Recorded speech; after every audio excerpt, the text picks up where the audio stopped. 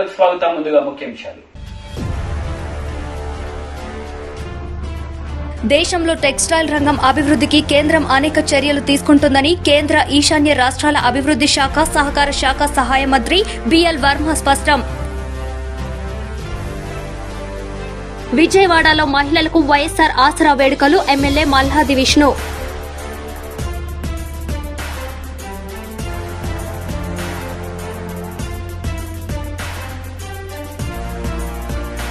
మహిళల ఆర్థిక అభివృద్ధికి ముఖ్యమంత్రి జగన్మోహన్ రెడ్డి ఎనలేని కృషి చేస్తున్నారని శాసన మండలి సభ్యులు తోట త్రిమూర్తులు పేర్కొన్నారు. 3వ విడత వైఎస్సార్ చేయూత పథకంలో భాగంగా సీతారామ కమ్యూనిటీ హాల్లో చెక్కుల పంపిణీ కార్యక్రమం చేశారు.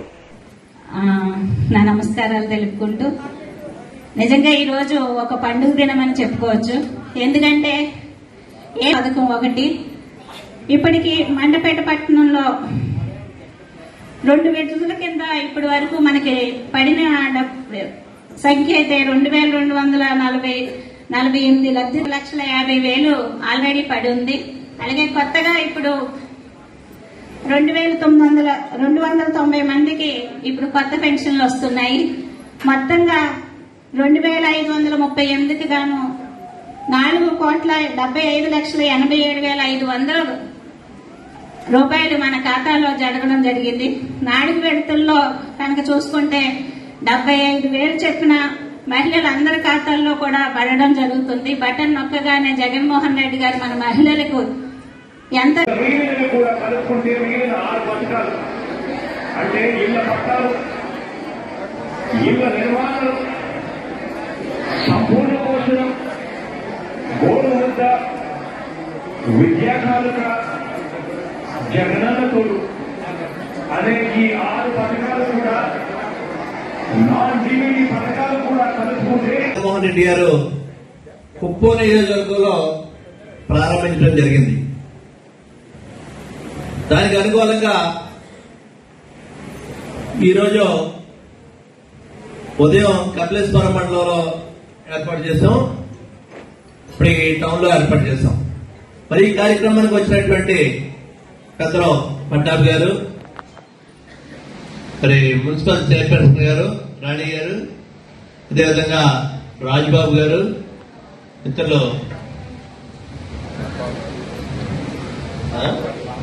గారు, మరి వైస్ చైర్మన్ గణేష్ గారు, పేదవాళ్ళ కోసం ప్రజల కోసం పనిచేస్తుంటాయి. ఆ పనిచేసేటువంటి ప్రభుత్వాలు ఓట్ల కోసం పనిచేస్తున్నాయా లేకపోతే నిజాయితీగా పేదవాళ్ళ కోసం పనిచేస్తున్నాయా అనేటువంటిది మాత్రం మీరు అందరూ గమనించవలసినటువంటి అవసరం ఉంది ప్రజలకి. ఎందుకంటే కేవలం 5 సంవత్సరాల ముందు 2014లో హామీలు ఇచ్చి ఆ హామీలు అమలు పరిచింది 2018 తర్వాత మాత్రమే అమలు జరిపారు తప్పితే, ఒక 6 నెలలు సంవత్సర కాలం ఉందన్నగా అమలు జరిపారు తప్పితే ముందు నుంచి అమలు జరపలేదు. అదేవిధంగా జగన్మోహన్ రెడ్డి గారు కూడా హామీలు ఇచ్చాడు, మేనిఫెస్టో ఇచ్చారు, నవరత్నాల పథకాలు అమలు జరుపుతానని చెప్పారు. మరి 2019 ఎన్నికల్లో ఆయన ముఖ్యమంత్రిగా ప్రమాణ స్వీకారం చేసిన తర్వాత 5 సంవత్సరాల టైం ఉంది, ఇంకా 2024 వరకునే గత ప్రభుత్వం చేసినటువంటి విధమైనటువంటి పరిస్థితి ఉండాలి. కానీ అలా చేయలేదు జగన్మోహన్ రెడ్డి గారు. ఎన్నికల్లో గెలిచి ముఖ్యమంత్రిగా ప్రమాణ స్వీకారం చేసినటువంటి మరుక్షణమే ఈ ప్రజలకు మేలు చేసేటువంటి నవరత్నాల పథకాలు ఏదైతే చెప్పారో వాటిని అమలు జరిపేటువంటి కార్యక్రమంలో ఆయన ఉన్నారనేటువంటిది ఈ సందర్భంగా మీకు మనం చేస్తున్నాను. మీరు అదేవిధంగా మీరు ఇప్పుడు సోదరిమణులు చెప్పారు, ప్రభుత్వం ఇచ్చేటువంటి పథకాల వల్ల, జగన్మోహన్ రెడ్డి గారు ఇచ్చేటువంటి పథకాల వల్ల ఏ విధంగా లబ్ధి పొందుతున్నాం అనేటువంటిది వాళ్ళు స్వయంగా వాళ్ళ అనుభవంతో చెప్పారు. అనుభవంతో చెప్పారు. మీరు ఒక్కసారి ఇక్కడ గమనిస్తే గత ప్రభుత్వానికి దీనికి ఎంత వ్యత్యాసం ఉందనేటువంటిది. గత ప్రభుత్వంలో ఎవరినైనా లబ్ధిదారులు ఎంపిక చేయాలంటే, ఎందుకంటే మీరు ఇక్కడ చాలా రోజుల నుంచి ఇక్కడ పుట్టి పెరిగిన టీడీపీ జాతీయ అధికార ప్రతినిధి నసీర్ అహ్మద్ మీడియా సమావేశం నిర్వహించారు. ఈ సందర్భంగా పలు అంశాలపై ఆయన మాట్లాడారు. 1,32,000 కోట్లకు తీసుకుని వెళ్ళినటువంటి ఈ ప్రభుత్వం రోజువారీ ఖర్చులకు ఆ డబ్బులను అప్పులు తీసుకొని వచ్చి వాడుకుంటూ ఈరోజు రాష్ట్రంలో ఆర్థిక దివాలా తీసేటువంటి పరిస్థితులను ప్రజలు గమనిస్తా ఉన్నారని చెప్పి మేము చెప్తా ఉన్నాం. ముఖ్యంగా ఎందుకంటే కాగ్ లాంటి సంస్థలు కూడా అనేక పర్యాయాలు ఈ ప్రభుత్వాన్ని నిలదీసినటువంటి పరిస్థితులు ఉన్నాయి. ముఖ్యంగా 6,32,000 కోట్ల రూపాయలు అప్పుగా చేసినటువంటి ఈ ప్రభుత్వం ఎక్కడ కూడా ప్రజా అవసరాలకు గాని ప్రజలకు ఆర్థికంగా వెసులుబాటు కల్పించేటువంటి కార్యక్రమాలకు పెట్టకుండా కేవలం రోజువారీ ఖర్చుల కోసం 1,000 కోట్ల రూపాయల అప్పులు తీసుకొని వచ్చి ఈ రాష్ట్రాన్ని అధోగతి పాలు చేస్తున్నటువంటి తీరును రాష్ట్రంలో ఉన్నటువంటి మారుమూల వ్యక్తి కూడా ఈరోజు ఆలోచించేటువంటి పరిస్థితి కనిపిస్తా ఉన్నాయి. సగటున ప్రతి వ్యక్తి మీద కూడా దాదాపు 70 నుంచి 80 వేల రూపాయలు పుట్టబోయేటువంటి ఏదైతే బిడ్డ ఉన్నాడో ఆ బిడ్డ మీద కూడా 80 వేల రూపాయల అప్పు ఈరోజు ఈ రాష్ట్ర ప్రభుత్వం మోపుతున్నటువంటి పరిస్థితులు కనిపిస్తా ఉన్నాయి. ముఖ్యంగా మనం అందరం కూడా చూసుకుంటే రాష్ట్రంలో ఏదైనా ఆర్థికంగా ఏదైనా అభివృద్ధి సాధిస్తా ఉన్నామా అని చెప్పి ఒక్కసారి గణాంకాలను లెక్కలు చూస్తా ఉంటే చాలా విచిత్రంగా ఉంది. ఎందుకంటే మనందరం కూడా చూస్తా ఉన్నాం రాష్ట్రంలో ఆర్థిక పరిస్థితులు ఏదైతే స్థిరధరలతో స్థూల ఆదాయాన్ని ఒక్కసారి గమనిస్తే 2017 నుంచి 2022-21 ఆర్థిక సంవత్సరం వరకు ఒక్కసారి గమనిస్తే రాష్ట్ర స్థూల ఆదాయం ఈ ప్రభుత్వం మాటలు చెప్తా ఉంది. ఎందుకంటే బుగ్గన గారి బొంకు మాటలు ఎలా ఉన్నాయంటే 11.06% అభివృద్ధి ఉందని చెప్పి చెప్తున్నటువంటి మాటలు ఒక పక్కన ఉంటే నిజంగా గణాంకాలు చూస్తే విచిత్రంగా ఇవి దాదాపు 8% వరకు కూడా చేరలేనటువంటి పరిస్థితులు ఈరోజు రాష్ట్రంలో స్థూల ఆదాయ పరిస్థితులు ఉన్నాయి. ఒక పక్కన అప్పులేమో పెరిగిపోతా ఉన్నాయి, ఒక పక్కన స్థూల ఆదాయం తగ్గిపోతా ఉంది. ఈ ప్రభుత్వం మాటలు ఎలా ఉన్నాయంటే 2019-20 2020-21 సంవత్సరానికి సంబంధించి ఆర్థికంగా ఆక్వా గాని చేపలు గాని ఏదైతే ఎగుమతులు ఉన్నాయో దాదాపు 40% పెరిగినాయని, రాష్ట్రానికి వ్యాపారం విపరీతంగా పెరిగిపోయిందని చెప్పి గణాంకాలు చెప్తున్నటువంటి ఈ ఆర్థిక మంత్రి బుగ్గన గారు, నేను అడుగుతా ఉన్నాను, కరోనా మహమ్మారిలో దేశంలో ఆక్వా రంగం పూర్తిగా దెబ్బతినిపోయి ఆక్వా రైతులందరూ కూడా రోడ్ల మీద పడేటువంటి పరిస్థితులు ఉన్నప్పుడు ఈ రాష్ట్రంలో ఎక్కడ మీకు 40% అభివృద్ధి సాధించారని చెప్పి నేను బుగ్గన గారిని సూటిగా అడుగుతా ఉన్నాను. అయ్యే బుగ్గన గారి ఏదైతే బోకు మాటలు ఉన్నాయో ఆ బోకు మాటలతో రాష్ట్ర శాసనసభలో ఈ ముఖ్యమంత్రి మాట్లాడడం చాలా విచిత్రంగా కనిపిస్తా ఉంది.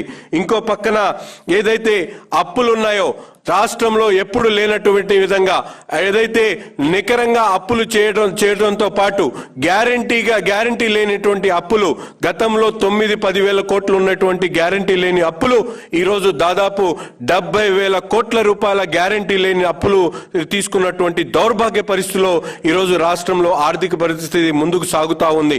ఒక పక్కన సామాన్యుడు రోజువారీ కూలీ చేసుకునేటువంటి వ్యక్తి గాని సామాన్యంగా తన జీవనాన్ని గడుపుకోవడానికి ఎన్ని రకాల ఇబ్బందులు పడుతున్నటువంటి పరిస్థితులు ప్రజలందరూ కూడా గమనిస్తా ఉన్నారు. విజయవాడ సెంట్రల్ నియోజకవర్గం వైఎస్ఆర్ ఆసరా పథకం కార్యక్రమాన్ని MLA Malladi Vishnu, deputy mayor Sailaja, 36వ డివిజన్ కార్పొరేటర్ శిరీష ఈ కార్యక్రమాన్ని ప్రారంభించారు. విజయవాడ సెంట్రల్ నియోజకవర్గం వైఎస్ఆర్ ఆసరా పథకం కార్యక్రమాన్ని MLA Malladi Vishnu, deputy mayor Sailaja, 36 division corporator Sirisha ఈ కార్యక్రమాన్ని ప్రారంభించారు. ఈ సందర్భంగా పేద ప్రజలకు మరియు మహిళా అక్క చెల్లెమ్మలకు అండగా ఉంటూ సంక్షేమ పథకాలు అమలు పరిచి అర్హత ఉన్న ప్రతి ఒక్కరికి అందించిన ఘనత జగన్మోహన్ రెడ్డికే సాధ్యమైందని కొనియాడారు. ఈ కార్యక్రమంలో ప్రజా ప్రతినిధులు, వైఎస్ఆర్ పార్టీ నాయకులు, కార్యకర్తలు, మహిళలు పాల్గొన్నారు. ఎందుకంటే ఈ చేనేత పథకం వచ్చినప్పుడు మేము ఫస్ట్ సారి, రెండోసారి, మూడోసారి మరి మాకు ఎంతగానో మేము అంటే చేతులు రెట్ల కష్టాల మీద మేము బ్రతుకుతున్న వాళ్ళము. మాకు ఏ ఆస్తి అంతస్తులు ఏమీ లేని వాళ్ళం. అయితే మాకు మరి ఈ చేనేత మాకు చాలా మరి ఆశ్రయంగాను, ఆదరణగాను మాకు చాలా మరి ఆశించిందండి. మరి ఈ చేనేత పథకం పెట్టి ఇలాగా మహిళలందరికీ కూడా ఎంతో ఆయన మరి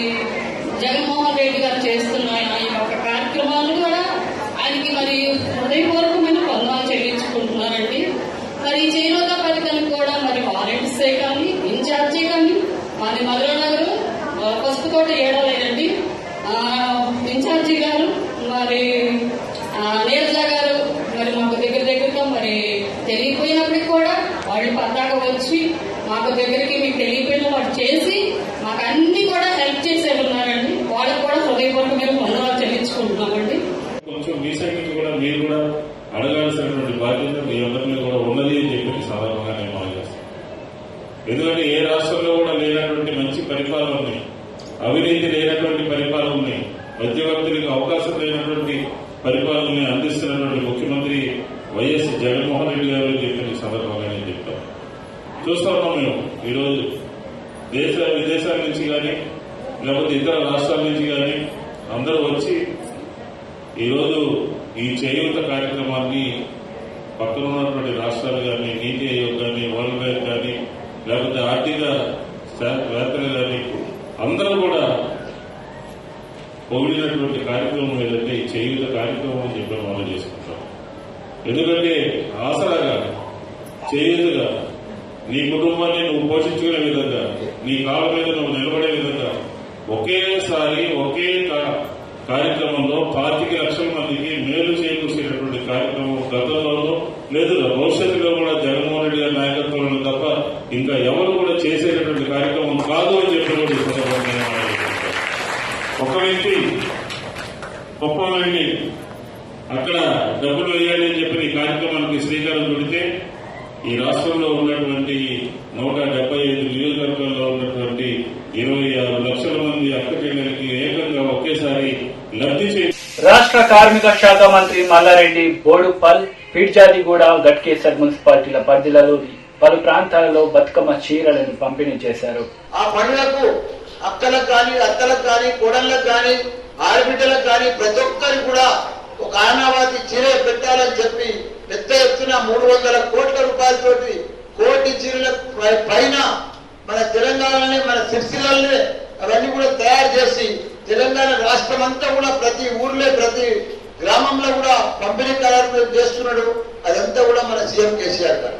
ఇప్పుడు ఏ పండుగ వచ్చినా సరే, ముస్లింల పండుగ వచ్చినా, క్రిస్టియన్ల పండుగ వచ్చినా, హిందువుల పండుగ వచ్చినా ప్రతి ఒక్కరికి కూడా కొత్త బట్టలు పెట్టి కడుపు నిండా భోజనం పెట్టే ఘనత మన సీఎం కేసీఆర్ గారు. ఇప్పుడు మనం చూస్తున్నాం 36 లక్షల ఆసరా పింఛన్లు ఉంటే 55 ఏళ్లకు అందరికి కూడా మళ్ళీ కొత్త పింఛన్లు 10 లక్షల మంది కూడా పంపిణీ కార్యక్రమం జరిగింది. ఇదే మాదిరిగా దివ్యాంగుల పింఛన్ కానీ, ఒంటరి మహిళల పింఛన్ కానీ ఇవన్నీ కూడా దేశంలో ఎక్కడ లేని విధంగా మన తెలంగాణ రాష్ట్రంలో కూడా పెద్ద ఎత్తున ఇవన్నీ కూడా కార్యక్రమాలు జరుగుతున్నాయి. కాబట్టి ఈ 9 రోజులు మన బతుకమ్మ పండుగ పెద్ద ఎత్తున చేసుకోవాలి. ఇక్కడ కూడా మేడ్చల్ మండలంలో కూడా పెద్ద ఎత్తున డీజే పెట్టి ప్రతి ఊర్లో కూడా ఒక్కొక్క రోజు డీజే పెట్టి ఇవన్నీ కూడా మన ఎంపీపీ గారి ఖర్చులతోటి, ఎంపీ మండల ఆఫీస్ తోటే ఖర్చులు పెట్టాలి.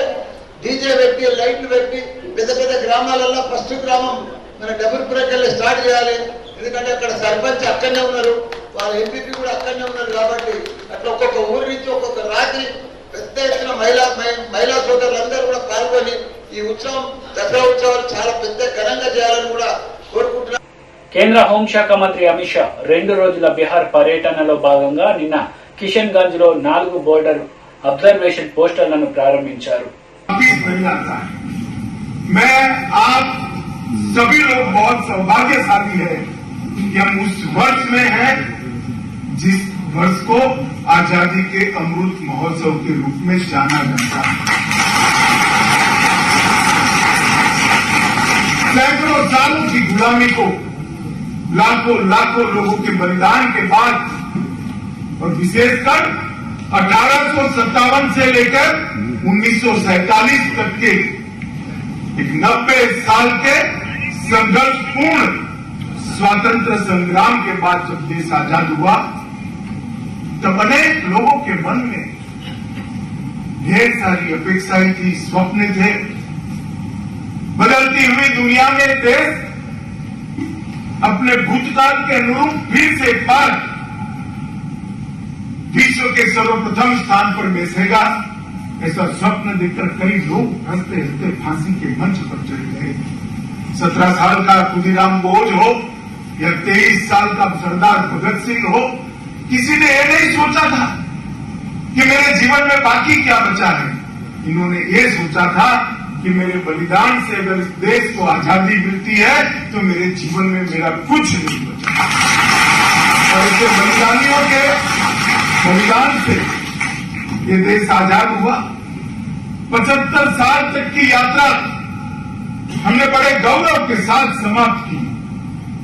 हमारी गति पर कोई सवाल उठा सकता है, कोई कहेगा कम गति से आगे बढ़ेंगे, कोई कहा ज्यादा गति से आगे बढ़ेंगे।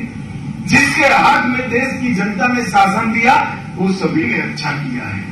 मगर अभी आजादी के 75वें साल में बहुत बड़ी घटना हुई है, मैं आपको बताना चाहता हूं।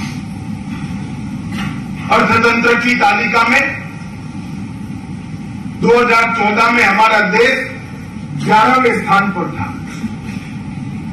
और आज आजादी के अमृत महोत्सव में वो 5वें स्थान पर है। जैसे वो अन्य को वो 7वें स्थान से 6ठे स्थान पर भी आया था, मगर वो इतना महत्वपूर्ण नहीं है। 5वें स्थान पर जब हम आए हैं तो 5वां स्थान इंग्लैंड का था, उससे आगे बढ़कर हम 5वें।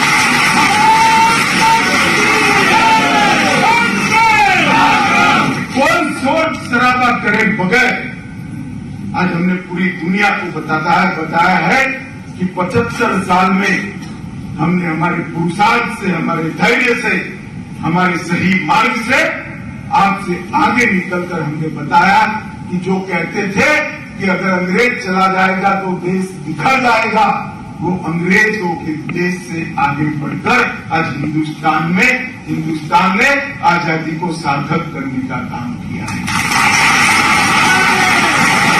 तो कैबिनेट में प्रस्ताव रखा प्रधानमंत्री जी ने, मैं वो सौभाग्यशाली लोगों में से हूं जो वहां उपस्थित। उन्होंने आजादी के अमृत महोत्सव बनाने के लिए 3 लक्ष्य रखे थे कि क्यों मनाना है। एक तो अभी हमने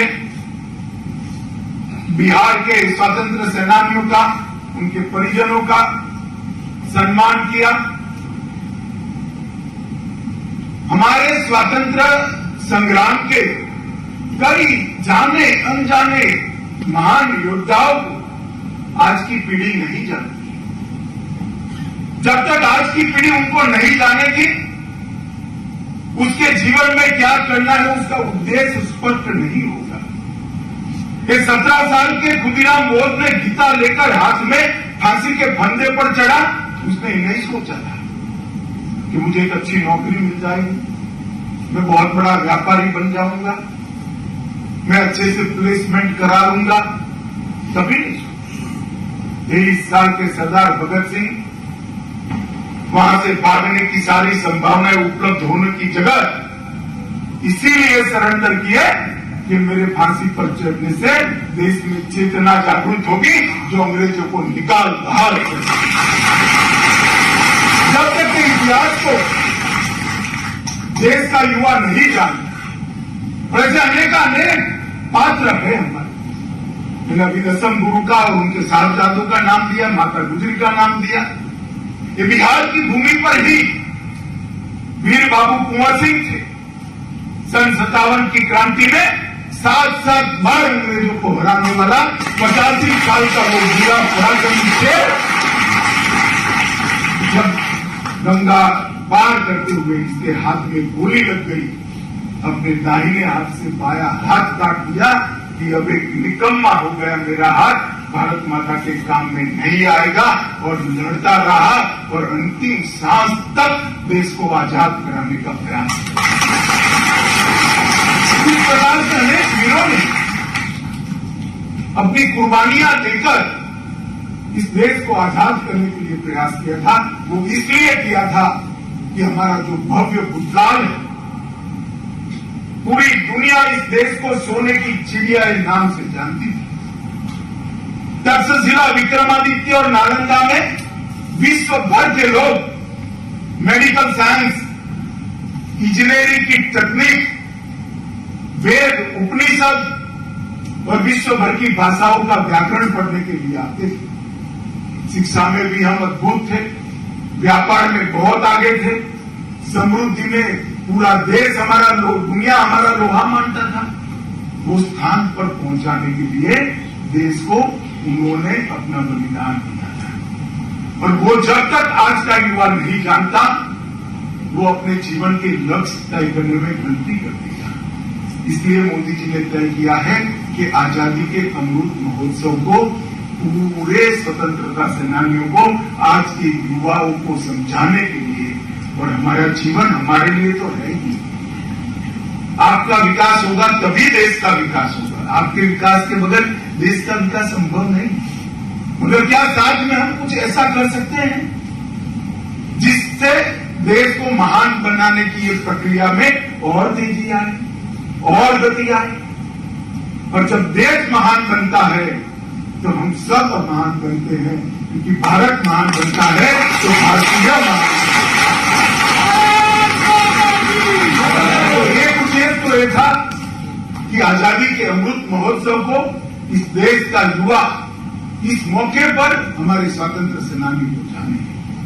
दूसरा ये था कि 75 साल में हमने जो किया है उसका हम महिमा मंडन करें, गौरव गान करें, और इसके लिए जिन जिन ने योगदान दिया है उस सबको हम याद करें। हम जब यहाँ आजाद हुए सुई नहीं बनाते थे, मंगल ग्रह तक यान भेजने का वाला भारत बन चुका है। దేశంలో టెక్స్టైల్ రంగం అభివృద్ధికి కేంద్రం అనేక చర్యలు తీసుకుంటుందని కేంద్ర ఈశాన్య రాష్ట్రాల అభివృద్ధి శాఖ సహకార శాఖ సహాయక మంత్రి బిఎల్ వర్మ అన్నారు। क्या क्या लोगों ने वायदे किए थे और क्या क्या हमारी योजनाएं हैं, ये भी मंच से चर्चा हुई। तब मैं कहना चाहता हूं, ये टेक्सटाइल की सोसाइटी जिन्होंने टेक्सटाइल के क्षेत्र में यहां पर अपने को बहुत आगे करने का काम किया है, ये सहकारिता मंत्रालय, जिसे कोऑपरेटिव मंत्रालय कहते हैं, ये कोऑपरेटिव मिनिस्ट्री भारत सरकार में माननीय प्रधानमंत्री मोदी जी ने इसकी जरूरत को समझकर बनाने का काम किया। और ये मंत्रालय भारत सरकार के सबसे शक्तिशाली मिनिस्टर, ताकतवर मिनिस्टर अमित भाई साहब को दिया। अमित भाई साहब पर 2 मंत्रालय है, होम है और कॉपरेटिव। వార్తలు ముగించే ముందు ముఖ్యాంశాలు మరోసారి। దేశంలో టెక్స్టైల్ రంగం అభివృద్ధికి కేంద్రం అనేక చర్యలు తీసుకుంటుందని కేంద్ర ఈశాన్య రాష్ట్రాల అభివృద్ధి శాఖ సహకార శాఖ సహాయ మంత్రి బిఎల్ వర్మ స్పష్టం। విజయవాడలో మహిళలకు వైఎస్సార్ ఆసరా వేడుకలు, ఎమ్మెల్యే మల్లాది విష్ణు।